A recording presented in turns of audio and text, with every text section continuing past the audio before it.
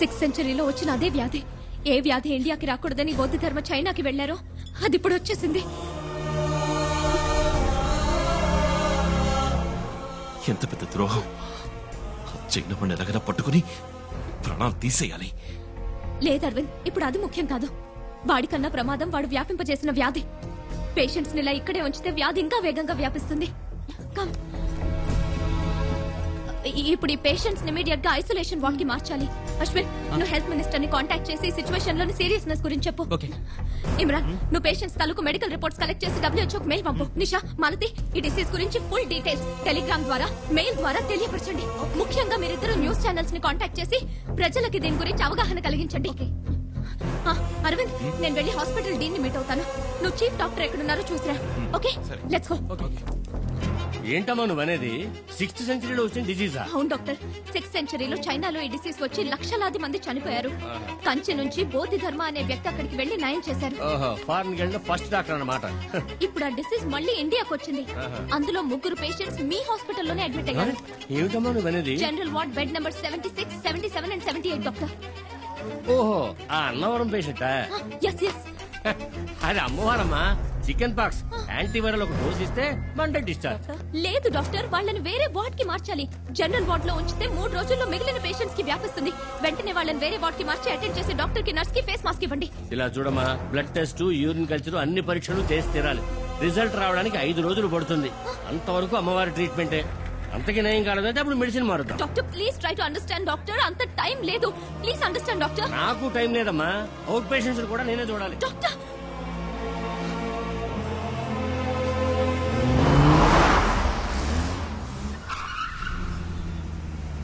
They must be here.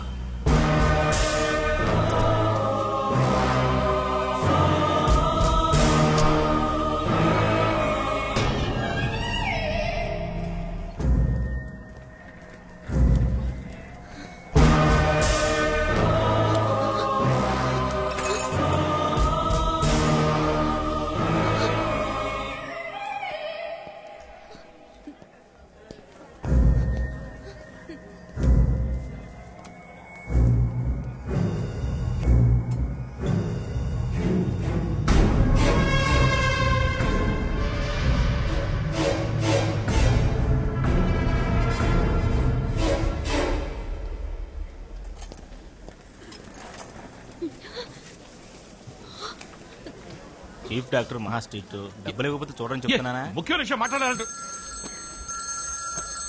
Hello hello Arvind. ఏం శుభ? అరవింద్, వెంటనే హాస్పిటల్ వెనక నుంచి బయటకు వచ్చేసాయి. ఏ డాంగ్లీ నన్ను వెతుక్కుంటే ఇక్కడికి వచ్చాడు. ఇప్పుడు వాడు ఎక్కడున్నాడు? అరవింద్, తొందర పడుకో. వాడిని మనం ఇప్పుడు ఏం చేయలేం. వాడి కంటికి చిక్కావంటే అంతా వృధా అవుతుంది. Arvind please understand. అరవింద్, ఇప్పుడు నేను ఎక్కడికి రావాలి? హాస్పిటల్ వెనక పక్కొచ్చాయి, నేను వస్తాను. వస్తాను.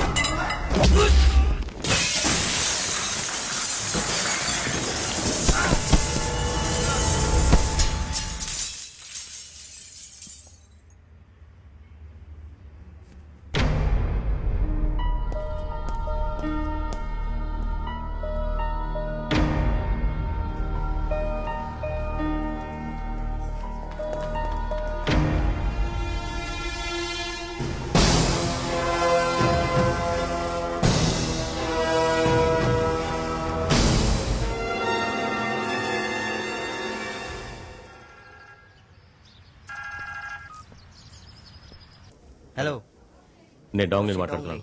东尼你好吗 అది అలా ఉంచండి. నేను ఒకటి మైండ్ కంట్రోల్ చేయడానికి ప్రయత్నించాను, కానీ ఎందుకో అది నా వల్ల కాలేదు. దానికి కారణం తెలుసుకోవాలి. నేను వెంటనే గురుగారితో మాట్లాడాలి. 不可能 అలా జరిగే అవకాశమే లేదు. డాంగ్లీ అందరి మైండ్ ని కంట్రోల్ 个 చేయగలరు. 人的思想 现在 అతను ఇప్పుడు ఎక్కడున్నాడు? దక్షిణ భారతంలోని తమిళనాడులో ఉన్నాడు. 他不能 అక్కడున్న ఒక వ్యక్తి మైండ్ ని కంట్రోల్ చేయలేకపోయానని చెప్తున్నాడు.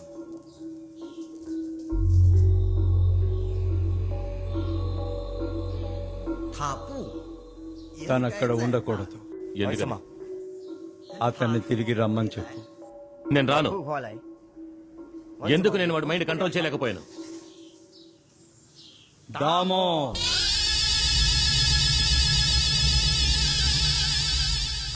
అది దామో రక్తం.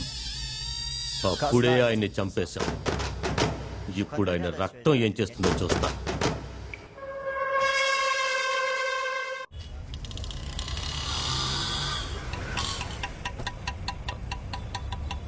వాళ్ళని ఫోన్ చేసి రమ్మను.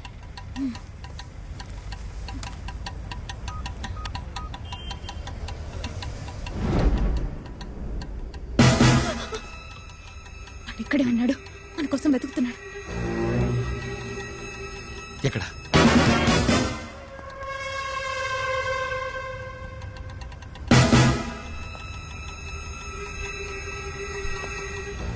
అడుగు, నీ వైపు వస్తున్నాడు. తలదించు.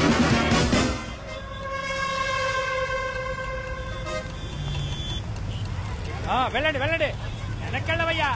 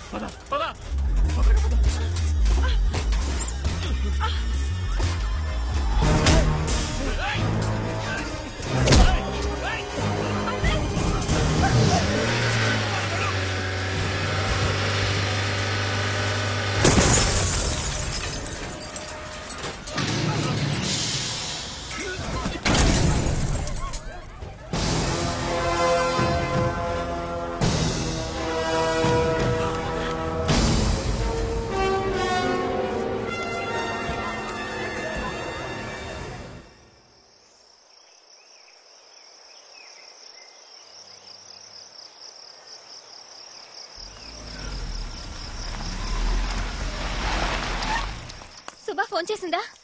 హాస్పిటల్ కూడా వాడు వచ్చాడని చెప్పింది. పెద్ద ప్రాబ్లం అనుకుంటాను. మమ్మల్ని రమ్మంది.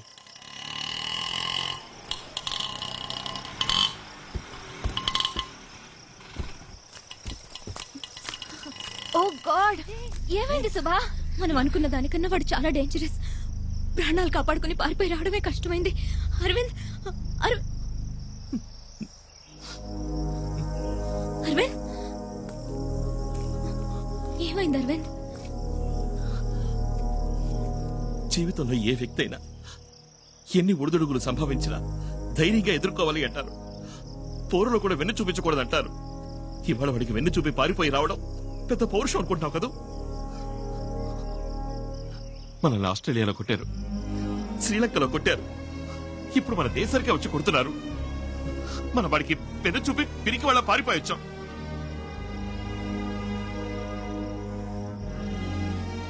అప్పుడు వేరు, ఇప్పుడు వేరు అరవింద్. పౌరుషాన్ని ప్రపంచానికి చాటి చెప్పిన దేశం అన్నావు కదా, ఇప్పుడు ఒక్కొక్క దేశంతోనూ చావు దెబ్బలు తింటున్నావు. దెబ్బకి దెబ్బ కొట్టాలి.